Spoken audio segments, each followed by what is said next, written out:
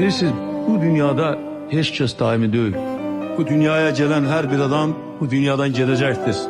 Ancak xoşbaxt o kəsdir ki, dünyada iz qoyur, böyük iz qoyur. Mənim ürəyim Azərbaycanla, gecəm də Azərbaycanla oldu gündüzüm. Nə mal, nə devlər, nə pul, bunlar hamısı dünyada gəldi, yığaş edərdilər. İnsan mənəviyyat üçün yaşamalı. Müstəqilliyi əldə etmək asan deyil, onu saxlamaq daha da çətindir. Amma biz bu yolla gedirik, biz bu yolla gedəcəyik, biz bu mübarizəni aparırıq, bu mübarizəni aparacağıq.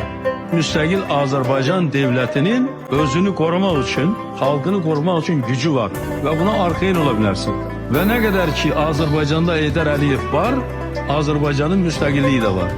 Amma Heydər Əliyev də çox olacaq, arxayın olun.